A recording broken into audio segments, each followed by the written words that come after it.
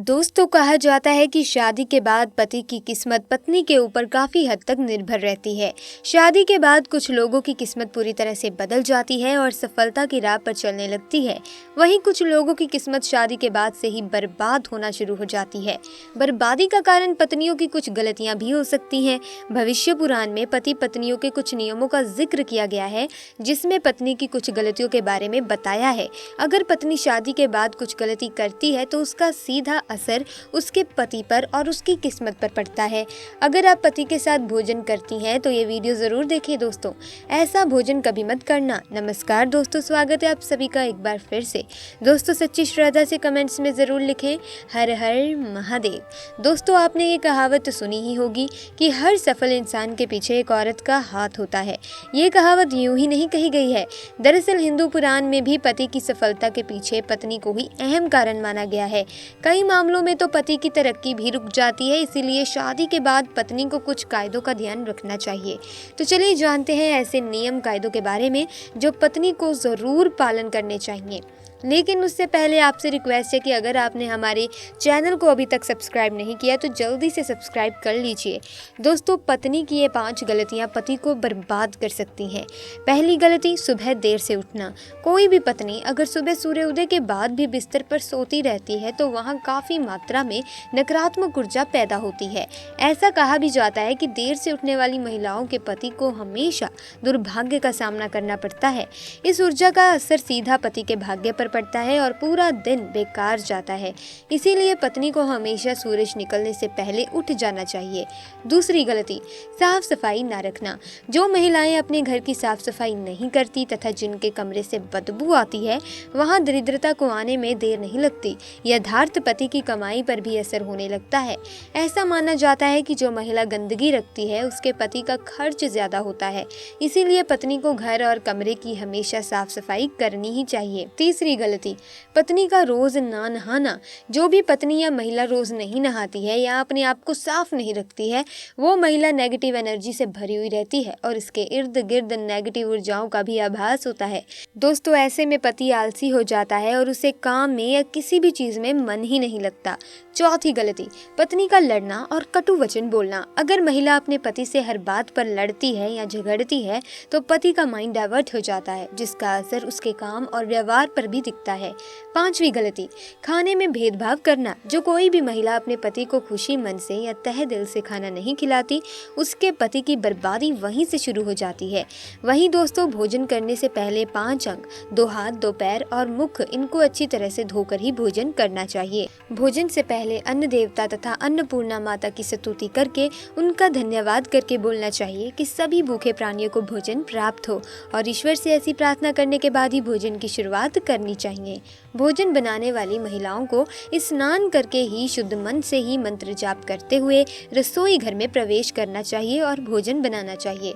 इसी के चलते दोस्तों, सबसे पहली 3 रोटियां एक गाय के लिए, एक कुत्ते के लिए और एक कौवे के लिए अलग निकाल कर रख दें और फिर अग्निदेव को भोग लगाकर ही बाकी घर वालों को खाना खिलाएं। दोस्तों, आपको बता दें कि भोजन के नियम में सबसे खास है भोजन करने की दिशा।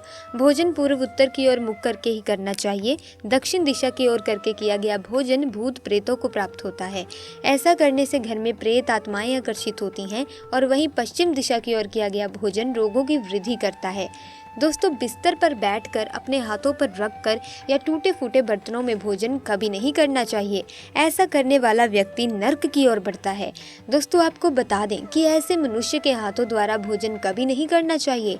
कंजूस के द्वारा, वैश्य के हाथ का, शराब बेचने वाले का दिया हुआ भोजन और ब्याज का धंधा करने वाले व्यक्ति का भोजन कतई नहीं करना चाहिए।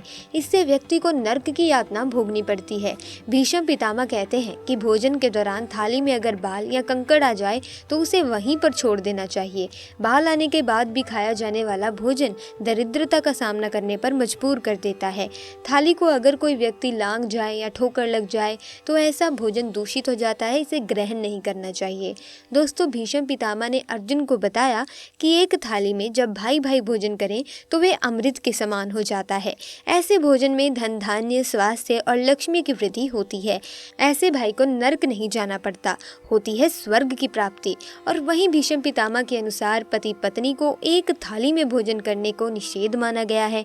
भीष्म पितामह के अनुसार एक ही थाली में पति पत्नी भोजन अगर करते हैं तो ऐसी थाली को मादक पदार्थों से भरी हुई थाली माना गया है। पत्नी को पति के भोजन करने के उपरांत ही भोजन करना चाहिए, जिससे घर में सुख समृद्धि बढ़ती है और 7 जन्मों तक का साथ मिल जाता है। वहीं पतियों के लिए भी जरूरी है कि वो घर की लक्ष्मी यानी अपनी घर की औरतों का सम्मान करें, उन्हें हमेशा खुश रखें। जो व्यक्ति घर की औरतों का सम्मान नहीं करता, वो उनके साथ मारपीट करता है, तो ऐसी गलतियों के कारण दुर्भाग्य हमेशा आपके पत्नी या फिर पति के पीछे ही रहेगा, जिसके कारण दोस्तों भाग्य कभी भी आपके हित में नहीं रहेगा। दोस्तों दुर्भाग्य से बचने का उपाय भी है, लेकिन इसका मतलब ये नहीं है कि कर्म ना करें और उपाय के सहारे ही अपने आप को तरक्की की राह पर ले जाते रहें। दोस्तों आपको ये बात बता दूं कि अच्छे कर्म का फल हमेशा अच्छा ही होता है, इसीलिए कोई भी अच्छे कर्म करने से आप चूके ना। रोज सुबह उठकर सच्चे मन से बिना किसी फल की आशा करते हुए अगर गायत्री मंत्र का आप ध्यान करें तो इससे आपको सद्बुद्धि की प्राप्ति होगी। अपने माँ बाप तथा अपने परिवारों का आदर और सम्मान करें, उन्हें इज्जत दें और हमेशा खुश रखें। इससे आपकी ज़िंदगी में पुण्य मिलता है और बुरे समय कभी भी नहीं आता। अब जो मैं आपको उपाय बताने जा रही हूँ उसको सूर्योदय के बाद और सूर्यास्त के पहले आपको करना है। आप एक रोटी लें और उसको अपने ऊपर से 31 बार घड़ी की दिशा में घुमाना है। ये करने के बाद रोटी किसी कुत्ते या फिर किसी नदी में बहा दें, इससे दुर्भाग्य आपके पास कभी नहीं भटकेगा। हर मंगलवार और हर शनिवार को बजरंग बली की पूजा करें और बिना चूना लगाए हुआ पान चढ़ाएं और दिया जलाएं। इस पूजा के बाद हनुमान चालीसा का पाठ करें। वैवाहिक जीवन को सुखी बनाने के लिए पति पत्नी गौरी शंकर रुद्राक्ष धारण करें। दोस्तों रोज सुबह उठकर तैयार होकर गणेश जी की आराधना करें, इससे आपके जीवन में जितनी भी बलाएं हैं वो टल जाएंगी। सायंकाल के समय घर के सभी सदस्यों को मिलकर आरती भजन करना चाहिए। भारतीय परंपराओं में ये शामिल है। इसके पीछे ना सिर्फ धर्म है बल्कि इससे घर में सकारात्मक ऊर्जा का संचार होता है। देवी लक्ष्मी का घर में आगमन बना रहता है और सुख समृद्धि आती है। संध्या के समय रोने उदास बैठने से नकारात्मक भाव का संचार होता है, ऐसा ना करें। दोस्तों ऐसा ना सिर्फ हिंदू धर्म में लिखा हुआ है बल्कि अन्य धर्मों में भी कहा गया है। इसी के साथ ही दोस्तों आमतौर पर बहुत सी महिलाएं से बहुत सी गलतियां होती हैं। इस बात का आप ज़रूर ध्यान रखें कि जब भी घर में पति खाना खाने के लिए बैठे तब आपको सुंदर और सुशील और अच्छे व्यवहारों के साथ आपको पति को खाना खिलाना चाहिए। लेकिन अक्सर महिलाएं क्या गलती करती हैं कि जब भी पति खाना खाने बैठते हैं तब बहुत से घरों में पत्नियां विशेष रूप से उन्हें नई नई बातें बताती हैं और कई बार तो कड़वे वचन भी खाना खाते समय बोल देती हैं। दोस्तों कड़वे वचन खाना खाते समय अगर पति के कानों में पड़ते हैं तो उस घर में कभी भी देवी लक्ष्मी का वास नहीं होता और उस घर में सदैव कलह और आतंक का माहौल छाया रहता है। तो दोस्तों इस कारण ये गलती आपको भूल कर भी नहीं करनी चाहिए। तो ये थे कुछ उपाय जिससे आप दुर्भाग्य को सौभाग्य में बदल सकते हैं। साथ ही मैंने ये भी आपको बताया कि कौन सी ऐसी गलती है जो पत्नी अगर करती है तो उसका सीधा असर उसके पति पर पड़ता है। दोस्तों उसके पति का दुर्भाग्य आ ही जाता है और वे कभी भी अपने वो मुकाम को नहीं पा सकता जो वो पाना चाहता है। अपनी ज़िंदगी में वो रिश्तेदारों में सबसे पीछे रह जाएगा, उसे सफलता नहीं मिलेगी। तो दोस्तों अगर आप भी उन महिलाओं में से एक हैं जो चाहती हैं कि उनके पति तरक्की करें, उनके घर में सकारात्मकता का संचार हो, धन का आगमन हो, उनके पति को वो हर मुकाम हासिल हो जो वो पाना चाहते हैं, तो आप इन गलतियों को करने से बचें।